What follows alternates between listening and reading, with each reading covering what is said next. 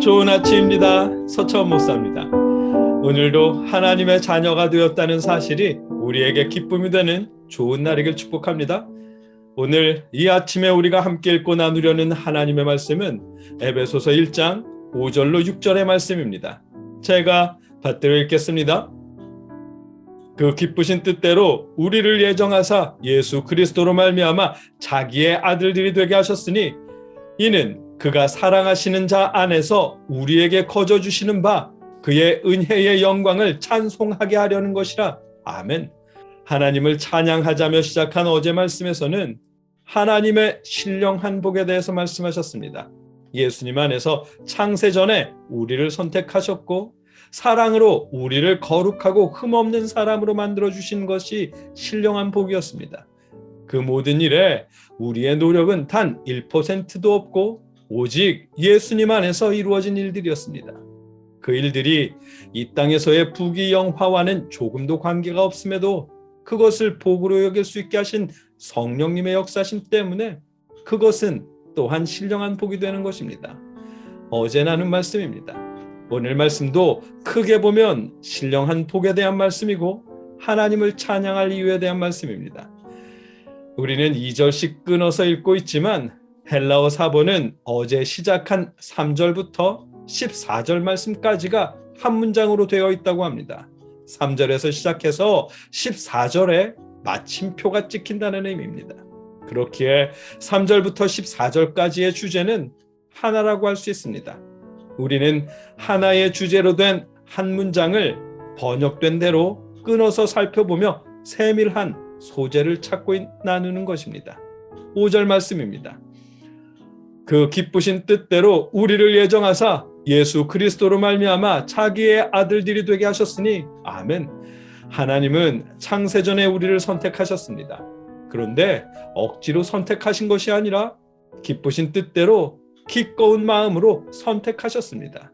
감사한 일입니다. 하나님께서 하나님의 기쁘신 뜻에 따라서 창세전에 우리를 선택하셨고 우리를 하나님의 아들로 예정하셨습니다. 다시 말하면 우리를 하나님의 자녀로 삼으시기 위해 창세전에 미리 정하셨고 선택하셨다는 말씀입니다. 장로교 교회를 오래 다니신 분들에게는 익숙한 내용일 것입니다. 그렇습니다. 장로교 예정론의 근본이 되는 말씀입니다. 창세전에 자녀 삼으실 사람을 미리 정해 놓으셨다는 예정론은 오늘 본문처럼 분명하게 기록된 하나님의 말씀, 성경을 근거로 정리해 놓은 것입니다.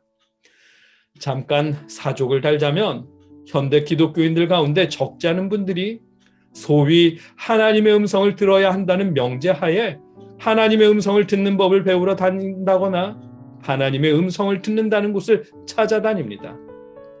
그런데 여러분, 우리 기독교는 신비롭게 듣는 하나님의 음성 위에 세워진 것이 아니라 분명하게 기록된 하나님의 말씀, 성경의 기초에서 세워졌습니다.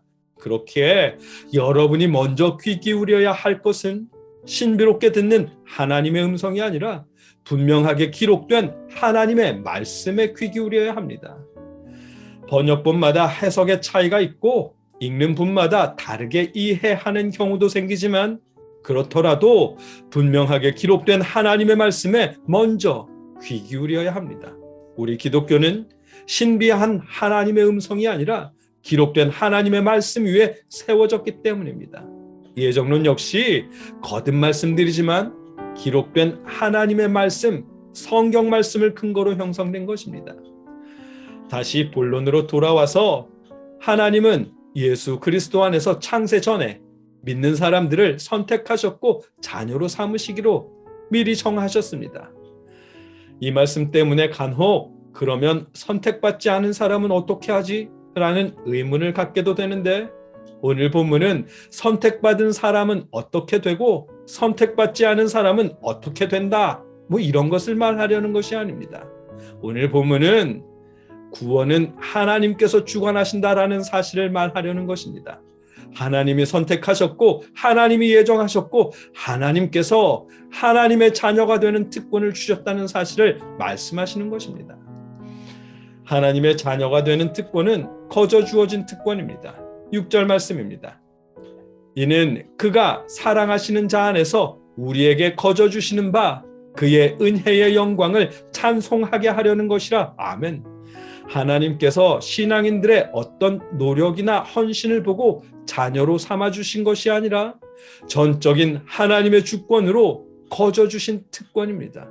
그래서 은혜이고 찬송할 수밖에 없다는 것입니다.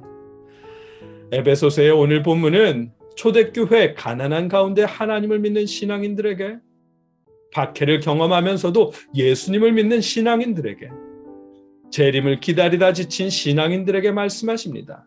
하나님께서 예수님으로 인해 그들을 하나님의 자녀로 삼아주셨고 그것은 하나님의 은혜로 거저 주시는 특권이라고 말씀하십니다.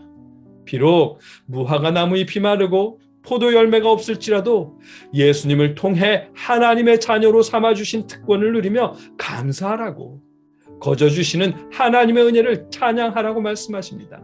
오늘 본문을 통해 알게 하시는 내용입니다. 예수님을 믿어도 여전히 어려운 일은 어려울 때가 있고 힘든 일은 힘이 들 때도 있습니다.